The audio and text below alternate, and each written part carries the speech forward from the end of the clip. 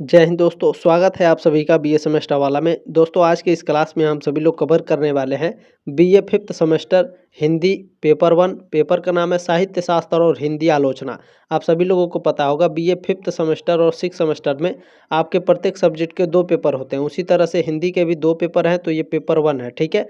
Paper 2 मैं जल्दी आप लोगों के समक्ष सॉल्व करा कर दे दूंगा, ठीक है। आपके दिमाग में प्रश्न आ रहा होगा कि सर ये जो क्वेश्चन पेपर है ये किस यूनिवर्सिटी का है और किस किस यूनिवर्सिटी के लिए इम्पोर्टेंट है। तो देखिए ये दोस्त 2024 23-24 का क्वेश्चन पेपर है, तो 2024 एग्जाम, 2025 एग्जाम, 2026 एग्जाम, 2027 एग्जाम के लिए मोस्ट इंपॉर्टेंट होगा, क्योंकि आपका सिलेबस चेंज नहीं होगा, ठीक है।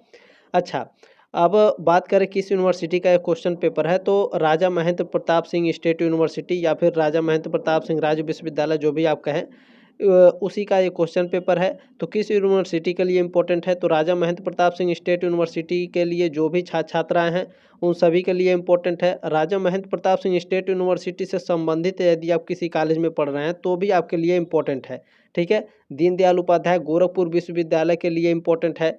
डॉक्टर भीमराव अम्बेडकर यूनिवर्सिटी के लिए इम्पोर्टेंट है। और एमएसयू माँ सुकुमारी यूनिवर्सिटी के लिए इम्पोर्टेंट है। यदि आप इन सभी कॉलेज से संबंधित अदर कॉलेज में पढ़ रहे होंगे तो भी आपके लिए इम्पोर्टेंट है, ठीक है। देखिए भारत में जितने भी यूनिवर्सिटी हैं, उत्तर प्रदेश में जितने भी यूनिवर्सिटी हैं, जहां भी आपके ऑब्जेक्टिव एग्जाम होने वाले हैं सभी के लिए इम्पोर्टेंट है, क्योंकि मैं सभी कॉलेज का नाम तो नहीं ले पाता हूं, ठीक है। तो सभी के लिए इम्पोर्टेंट है साथियों। आप सभी लोग इस क्लास को अटेंड कर सकते हैं, लास्ट तक जरूर देखिएगा, ठीक है। एग्जाम हॉल में बैठने से पहले आप लोग देख लीजिएगा समय आपको कितना दिया जा रहा है। कहीं कहीं आपको 2.5 घंटे का भी समय दिया जाता है, ठीक है।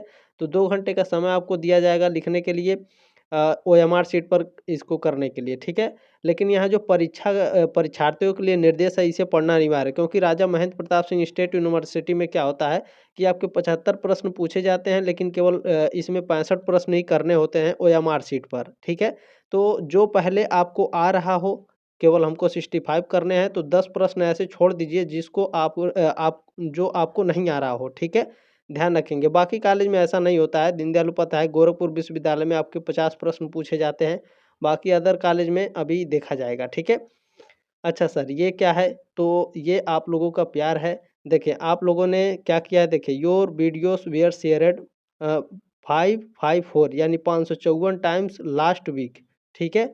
ध्यान रखेंगे, शेयर आप लोगों ने किया है। Most viewer share to WhatsApp, यानी आप लोगों ने जो क्लास देखा है एक हफ्ते में, उस क्लास को आप लोगों ने 554 बार व्हाट्सएप पर भेजा है, ठीक है।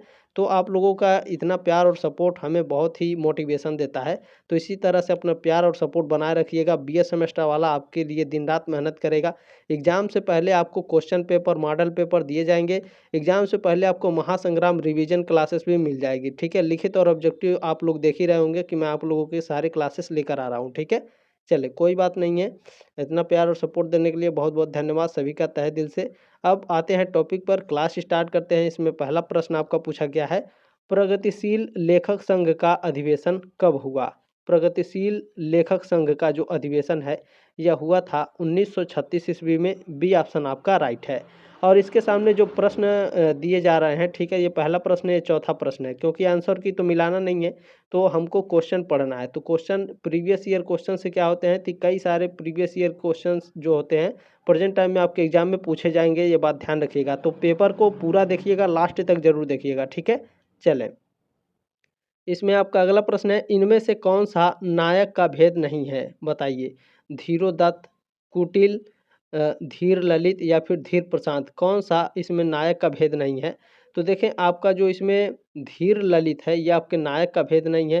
धीरोदत्त, कुटिल और धीर प्रशांत ये आपके नायक के भेद होते हैं। धीर ललित आपके नायक के भेद नहीं है, ठीक है।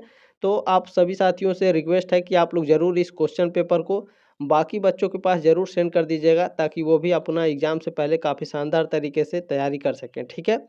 दूसरा प्रश्न है, नई कविता का आत्मसंघर्ष किसकी आलोचनात्मक कृति है। तो ये मुंशी प्रेमचंद जी की है। बी ऑप्शन आपका राइट है। चलिए प्रश्न नंबर 3 आपका क्या पूछा गया है, निम्नलिखित में से कौन सा एक शब्द शक्ति का भेद नहीं है। तो देखिए अभिधा, लक्षणा और व्यंजना ये तीनों आपके शब्द शक्ति के भेद हैं। तो देखिए आपका इसमें जो डी ऑप्शन दिया है माधुर्य, ठीक है, क्या दिया है, माधुर्य। जो माधुर्य है ये आपके शब्द शक्ति का भेद नहीं है। बाकी अभिधा, लक्षणा और व्यंजना ये तीनों क्या है, शब्द शक्ति के भेद हैं, माधुर्य नहीं है। डी ऑप्शन आपका राइट है। ठीक है, ध्यान रखेंगे। हालांकि जिन्होंने प्रश्न पत्र भेजा है इसमें से कई सारे ऑप्शन आपके कट गए हैं, कोई बात नहीं है, मैं आपको ध्यान से बता दूंगा। ठीक है, पांचवा प्रश्न आपका, नाट्य शास्त्र के रचयिता कौन है? नाट्य शास्त्र के रचयिता महर्षि भरत मुनि है। सी ऑप्शन आपका राइट है। अगला प्रश्न देखेंगे, प्रश्न नंबर 6 आपका क्या पूछा गया, बहुत ही इंपॉर्टेंट प्रश्न है। काव्य अलंकार किसकी रचना है? भामह की, जगन्नाथ की, कुंतक की या विश्वनाथ की? काव्य अलंकार, तो भामह की रचना है काव्य अलंकार। ये ऑप्शन आपका राइट है। चले, बहुत ही शानदार तरीके से बहुत ही जल्दी जल्दी देखने का प्रयास करेंगे। ठीक है, प्रश्न नंबर 7 है आपका, विभावानुभाव व्यभिचारी संयुगाद रस निष्पत्ति, यह प्रख्यात कथन किसका है? यह कथन है महर्षि भरत मुनि का। बी ऑप्शन आपका राइट है। प्रश्न नंबर 8 आपका क्या पूछा गया है, धर्मार्थ काम मोक्षेषु वच क्षणयम कला सूचक किसकी पक्ति है? ये किसकी पक्ति है बताने का प्रयास करेंगे आप सभी लोग। देखें, ये जो पक्ति है साथियों, ये आचार्य भामह की है। सी ऑप्शन आपका राइट है। ठीक है, एक बार और आप लोग देख लेंगे ध्यान से, चाहे तो आप इसका स्क्रीनशॉट ले लीजिएगा। अच्छा, आप लोग अगर किसी भी यूनिवर्सिटी की या फिर किसी भी क्लास की पीडीएफ नोट्स पाना चाहते हैं तो क्या करेंगे, टेलीग्राम ग्रुप का लिंक दिया गया डिस्क्रिप्शन बॉक्स में, ज्वाइन कर लीजिएगा। आपको जहां क्लास सेंड की जाती है, क्लास के ठीक नीचे आपको पीडीएफ और नोट्स सेंड कर दिए जाते हैं, बिल्कुल फ्री में उपलब्ध है, तो उसका यूज जरूर कीजिए। ठीक है, टेलीग्राम ग्रुप जरूर ज्वाइन कर लीजिएगा। आपके यूनिवर्सिटी से संबंधित जितने भी जानकारी दी जाती हैं वो भी टेलीग्राम ग्रुप में ही दी जाती हैं, क्योंकि देखिए बार बार वीडियो बनाना पॉसिबल नहीं हो पाता है, तो टेलीग्राम ग्रुप जरूर ज्वाइन कर लेंगे। ठीक है, चले, आप लोग इसे अच्छे से देख लेंगे। इसका ऑप्शन नंबर सी है। ठीक है, धर्मार्थ काम मोक्षेषु वच क्षण्यम कला सूच किसकी पक्ति है? तो ये पक्ति है भैया आचार्य भामह की। ठीक है, सी ऑप्शन आपका राइट है। प्रश्न नंबर 9 आपका क्या पूछा गया है, साहित्य दर्पण किसकी रचना है? साहित्य दर्पण विश्वनाथ जी की रचना है। सी ऑप्शन आपकी राइट है। ठीक है, चले, अगला प्रश्न है, प्रश्न नंबर 10 आपका क्या पूछा गया, बहुत ही इंपॉर्टेंट प्रश्न है। निम्नलिखित सूत्रों में से रस सूत्र कौन सा है? तो देखें, रस सूत्र आपका है पहला वाला, विभावानुभाव व्यभिचारी संयोगाद्रस निष्पत्ति। ठीक है, ये आपका रस सूत्र है। ए ऑप्शन आपका राइट है। चलिए, अगला प्रश्न देखेंगे, 11 नंबर प्रश्न क्या पूछा गया है, रूपक के कुल कितने भेद हैं? रूपक के कुल साथियों 10 भेद होते हैं। सी ऑप्शन आपका राइट है। जब आपको महासंग्राम रिवीजन क्लास में कराऊंगा तो इन सारे प्रश्नों को मैं कवर करूंगा, और सभी प्रश्नों को, ये जो रूपक के 10 भेद होते हैं, तो इन 10 भेदों को मैं आपको अच्छे से बता दूंगा। ठीक है, एक्सप्लेन करके, जैसे मैं आपको की पॉइंट्स में बताता हूँ। ठीक है ना, चलिए, प्रश्न नंबर 12 है, आलोचना, आलोचना शब्द की व्युत्पत्ति किस धातु से हुई है? आलोचना जो शब्द है इसकी व्युत्पत्ति लोच धातु से हुई है। बी ऑप्शन आपका राइट है।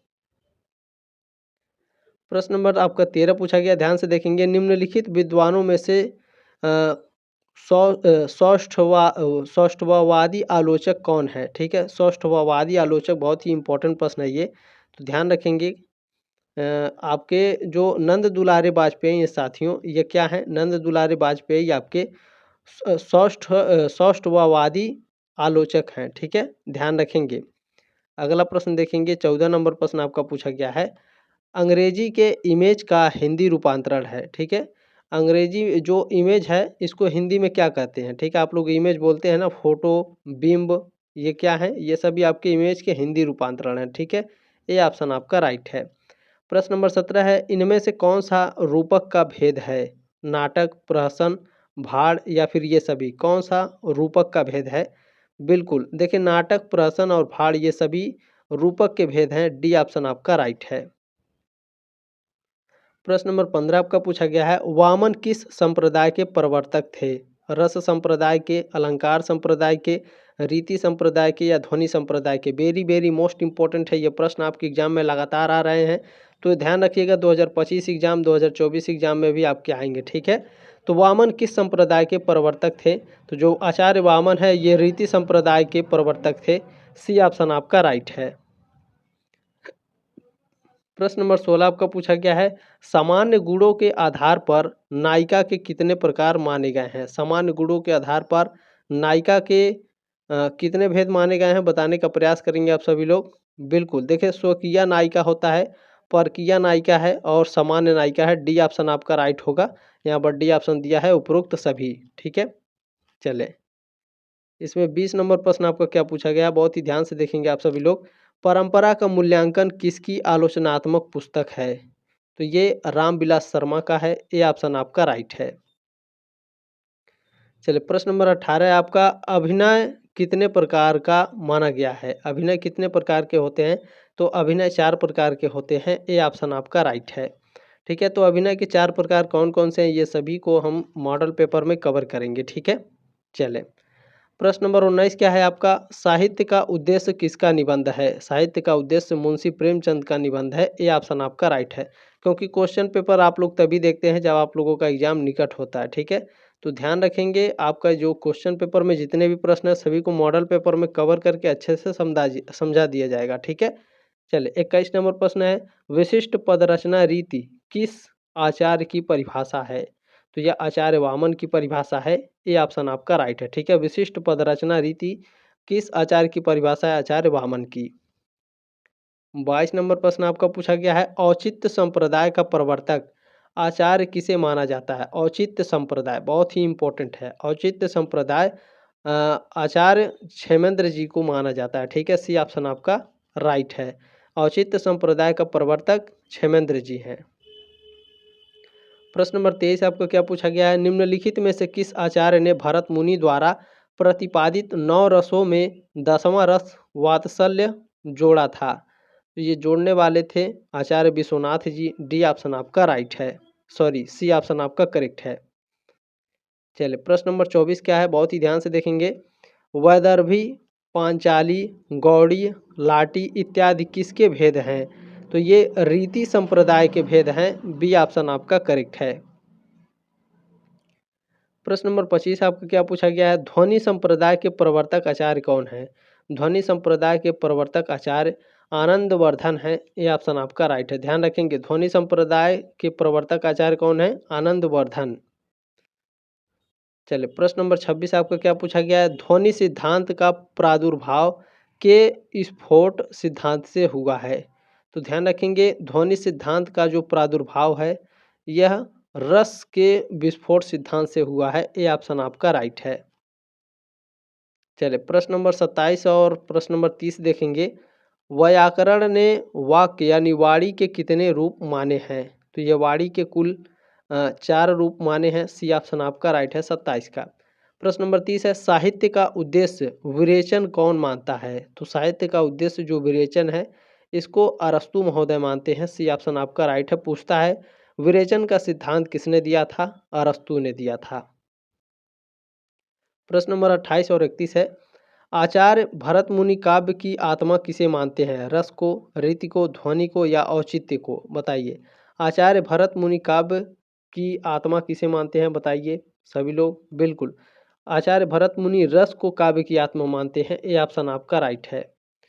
प्रश्न नंबर 31 है, लिरिकल बैलेंस किसकी रचना है? लिरिकल बैलेंस ये वर्ड्सवर्थ की रचना है। बी ऑप्शन आपका करेक्ट है।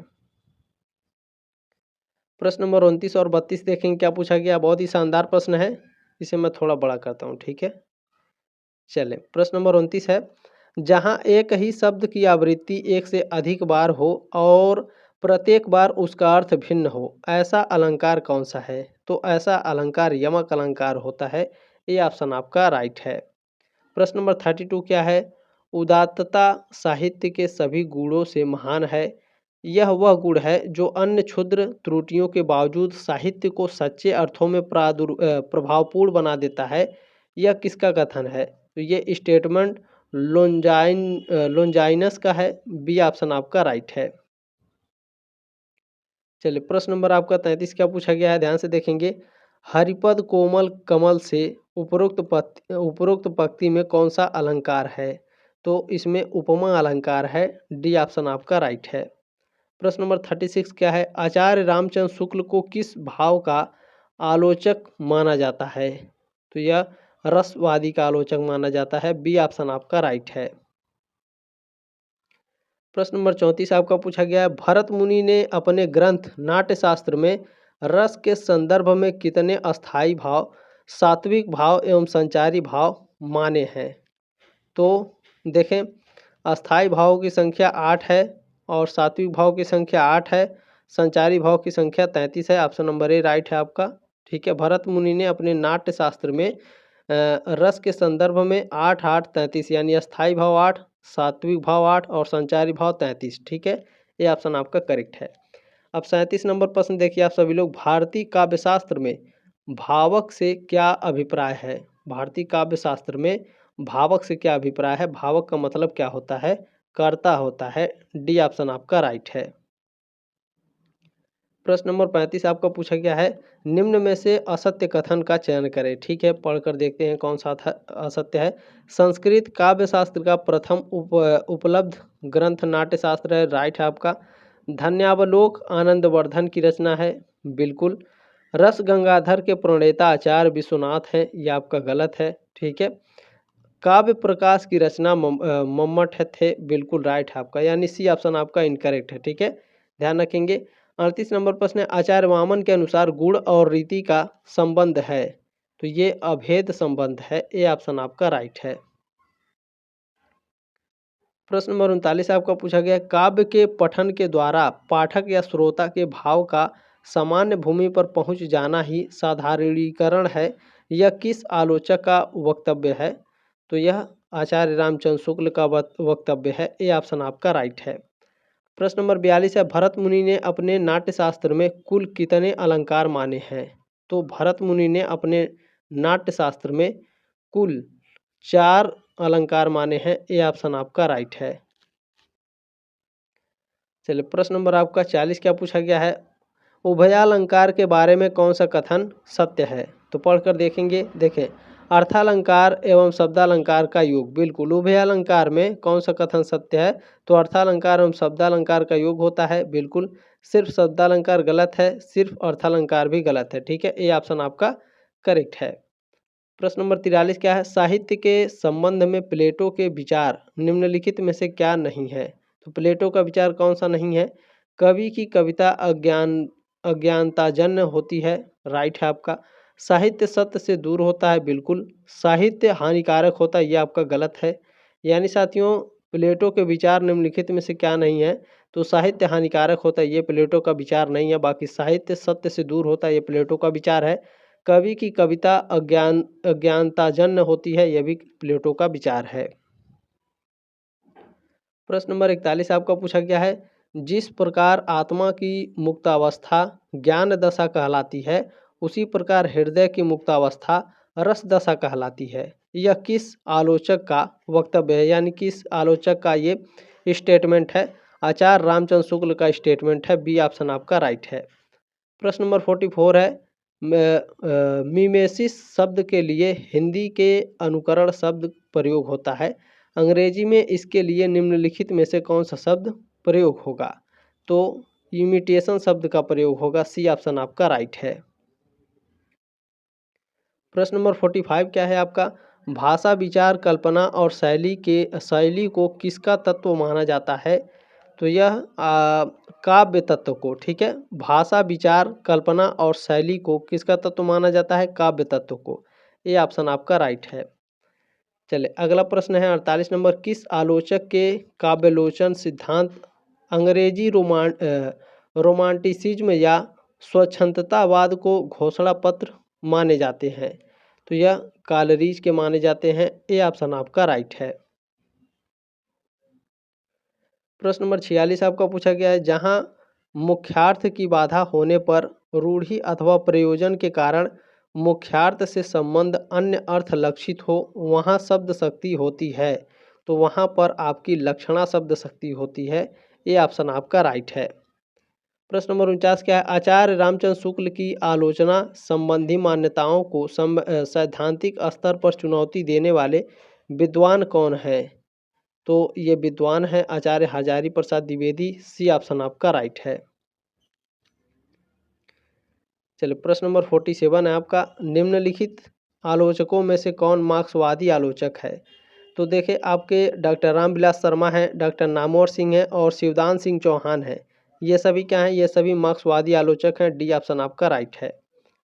50 नंबर प्रश्न क्या है? आश्रम के हृदय में अस्थाई भाव उत्पन्न होने के बाद जो भाव उत्पन्न होते हैं उन्हें कहते हैं, तो उन्हें विभाव कहा जाता है। सी ऑप्शन आपका राइट है। ठीक है, आश्रम के हृदय में अस्थाई भाव उत्पन्न होने के बाद जो भाव उत्पन्न होता है उन्हें विभाव कहते हैं। प्रश्न नंबर 51 क्या है? वर्ग संघर्ष के सिद्धांत से संबंधित आलोचना कौन सी है? तो ये आलोचना है मार्क्सवादी आलोचना। ठीक है, वर्ग संघर्ष के सिद्धांत से संबंधित आलोचना कौन सी है? मार्क्सवादी आलोचना। बी ऑप्शन आपका राइट है। प्रश्न नंबर 54 क्या है? कार्य इतरी और भाव इतरी प्रतिभा के यह दो भेद किस आचार्य ने किए हैं? तो ये आचार्य थे राजशेखर जी। ए ऑप्शन आपका राइट है। ठीक है, राजशेखर ने कार्य इतरी और भाव इतरी प्रतिभा के दो भेद किए हैं। प्रश्न नंबर आपका 52 है, 52 नंबर। रमणीयार्थ प्रतिपादक शब्द काव्यम किस आचार्य का कथन है? तो यह पंडित राज जगन्नाथ का कथन है। बी ऑप्शन आपका राइट है। प्रश्न नंबर आपका 55 क्या है? शब्दार्थो साहित्यो काव्यम उपर्युक्त काव्य लक्षण किस आचार्य का है? तो यह आचार्य भामह का है। बी ऑप्शन आपका राइट है। प्रश्न नंबर 53 क्या है आपका? काव्यम यश से अर्थकृते व्यवहारविदे शिवेतरक्षतये सघ परनिवृत्तये कांता संमिततयोपदेशयुजे काव्य प्रयोजन से संबंध यह कथन किस विद्वान का है? तो यह आपका किस विद्वान का है बताने का प्रयास करेंगे। बिल्कुल आचार्य मम्मट का है। सी ऑप्शन आपका राइट है। ठीक है, थोड़ा पढ़ने में दिक्कत हो गई उसके लिए सॉरी। अगला प्रश्न है आपका 56 नंबर। रति, हास, शोक, क्रोध, भय आदि भाव किस भाव के अंतर्गत आएंगे? तो ये साथियों अस्थाई भाव के अंतर्गत आएंगे तीनों। आपके जितने भी हैं रति, हास और शोक, क्रोध, भय, ये सभी अस्थाई भाव हैं। ठीक है, ये ऑप्शन आपका राइट है। चलिए प्रश्न नंबर 57 देख लेंगे। काव्य प्रकाश के रचयिता हैं। काव्य प्रकाश के रचयिता कौन है? काव्य प्रकाश के रचयिता आचार्य मम्मट हैं। डी ऑप्शन आपका राइट है। प्रश्न नंबर आपका 58 क्या है? 58 नंबर प्रश्न देखेंगे। देखें 58 नंबर प्रश्न है, वक्रोक्ति सिद्धांत के प्रवर्तक आचार्य कौन है? तो कुंतक महोदय हैं। डी ऑप्शन आपका राइट है। ठीक है, ध्यान दीजिएगा वक्रोक्ति सिद्धांत ये आपके एग्जाम में पूछा जाता है, कई बार लगातार पूछ चुका है। ठीक है, वक्रोक्ति सिद्धांत के प्रवर्तक आचार्य कुंतक है। प्रश्न नंबर 61 है, सर्वबद्ध रचना कहलाती है। ठीक है, देखिए सर्वबद्ध रचना कहलाती है, सर्वबद्ध रचना चंपू काव्य कहलाती है। सी ऑप्शन आपका राइट है। प्रश्न नंबर आपका 59 क्या पूछा गया है? इनमें से कौन सा तत्व काव्य हेतु नहीं है? तो देखिए प्रतिभा है, अभ्यास है और व्युत्पत्ति, ये तीनों काव्य हेतु हैं, लेकिन अलंकार आपके काव्य हेतु नहीं है। बी ऑप्शन आपका राइट है। चलिए प्रश्न नंबर 60 आपका पूछा गया है, महाकाव्य के नायक का प्रमुख गुण क्या होता है? तो इसका प्रमुख गुण होता है धीरोदात्त। ठीक है, यहाँ पर आपका ठीक से लिखा दिखाई नहीं दे रहा है, ध्यान से आप लोग देख लेंगे। ठीक है, सी ऑप्शन आपका राइट है। धीरोदात्त महाकाव्य के नायक का प्रमुख गुण होता है। ठीक है, चले प्रश्न नंबर 62 क्या है? 62 नंबर प्रश्न आपका पूछा गया है, मुख्य रूप से शब्द शक्तियाँ कितने प्रकार की होती हैं? मुख्य रूप से शब्द शक्तियाँ 3 प्रकार की होती हैं। बी ऑप्शन आपका राइट है। प्रश्न नंबर आपका 63 क्या है? 63 नंबर प्रश्न पूछा गया है, प्रहसन किसका भेद है? रूपक का, नायक का, नायिका का या फिर अर्थ प्रकृति का? बताइए प्रहसन किसका भेद है? बिल्कुल रूपक का भेद है। ए ऑप्शन आपका राइट है। प्रश्न नंबर 67 नंबर, एडलर, युंग और फ्रायड किस विचारधारा के पोषक विद्वान हैं? तो यह मनोविश्लेषणवाद जो विचारधारा है इसके पोषक विद्वान है। बी ऑप्शन आपका राइट है। कौन है? एडलर, युंग और फ्रायड। प्रश्न नंबर 64 क्या है? टी एस इलियट का संबंध है, टी एस इलियट का संबंध निर्वैयक्तिकतावाद से है। बी ऑप्शन आपका राइट है। प्रश्न नंबर 65 आपका पूछा गया है विरेचन सिद्धांत के प्रतिपादक। देखिए मैंने कहा था ना विरेचन सिद्धांत पूछा जाता है, डी ऑप्शन आपका राइट है। अरस्तु महोदय ने विरेचन सिद्धांत अरस्तु महोदय ने प्रतिपादित किया। ठीक है, चले प्रश्न नंबर आपका 66 से 66 नंबर, इतिहास और आलोचना पुस्तक के लेखक हैं। इस पुस्तक के लेखक नामवर सिंह हैं। ये ऑप्शन आपका राइट है। प्रश्न नंबर 68 क्या है, 68 नंबर प्रश्न आपका पूछा गया है रस मीमांसा पुस्तक के लेखक हैं। इस पुस्तक के लेखक आचार्य रामचंद्र शुक्ल हैं। ये ऑप्शन आपका राइट है। प्रश्न नंबर 69 आपका आलोचना का विषय कवि नहीं कविता है, यह कथन किसका है? यह स्टेटमेंट टी.एस. इलियट का है। बी ऑप्शन आपका राइट है। प्रश्न नंबर 70 आपका पूछा गया हिंदी के किस कवि में फैंटेसी की अधिकता है? तो मुक्तिबोध में। सी ऑप्शन आपका राइट है। प्रश्न नंबर 73 क्या है, संप्रेषण का सिद्धांत किसने दिया? संप्रेषण का सिद्धांत रिचर्डर्स ने दिया था। ठीक है, रिचर्डर्सन याद आ रहा है, रिचर्डर्स ने दिया था। सी ऑप्शन आपका करेक्ट है। प्रश्न नंबर 73 का संप्रेषण का सिद्धांत बहुत ही इंपॉर्टेंट है। ठीक है, पूछा जाएगा एग्जाम में, रिचर्डर्स ने दिया था। चलिए प्रश्न नंबर 71 आपको क्या पूछा गया है, काव्य में उदात्त तत्व को सर्वाधिक महत्व किसने दिया? तो ये दिया है लोनजाइनस ने। डी ऑप्शन आपका राइट है। प्रश्न नंबर 74 क्या है, एक आलोचक में कौन सा गुण आवश्यक है? एक आलोचक में सहृदयता, निष्पक्षता और बहुज्ञता, ये सभी ठीक है, ये सभी गुण आवश्यक है। डी ऑप्शन आपका राइट है। चलिए प्रश्न नंबर ये आपका 72 है, निम्नलिखित में से कौन सुमेलित नहीं है? चलिए देखते हैं। क्रोचे अभिव्यंजना बिल्कुल राइट है। अरस्तु विरेचन का सिद्धांत दिए थे, ये भी राइट है। और कौन सा है आपका 72 कालरीन, ये कल्पना का सिद्धांत दिए थे, कालरीन राइट है। यानी जो रिचर्डर्स है ये निर्व्यक्तिकता सिद्धांत नहीं दिए थे। ठीक है, डी ऑप्शन आपका राइट है। अभी मैंने पढ़ाया रिचर्डर्सन ने किसका सिद्धांत दिया है, ये आप लोग अभी बताया है मैंने। ठीक है, ध्यान रखेंगे। ठीक है, ध्यान रखेंगे। 73 का सी ऑप्शन आपका राइट था। संप्रेषण का सिद्धांत दिए हैं रिचर्डर्स। ठीक है, चले प्रश्न नंबर 75 आपका क्या पूछा गया है, काव्य में लोकमंगल की साधना अवस्था किसका सिद्धांत है? तो ये सिद्धांत है आचार्य रामचंद्र शुक्ल का। सी ऑप्शन आपका राइट है। उम्मीद है साथियों आपको क्लास अच्छा लगा हो, जानकारी अच्छी लगी होगी। आप लोगों ने जो प्यार और सपोर्ट दिया इसके लिए आप लोगों का तहे दिल से धन्यवाद। जल्दी मिलते हैं आपके नेक्स्ट क्लास में, तब तक के लिए जय हिंद, वंदे मातरम।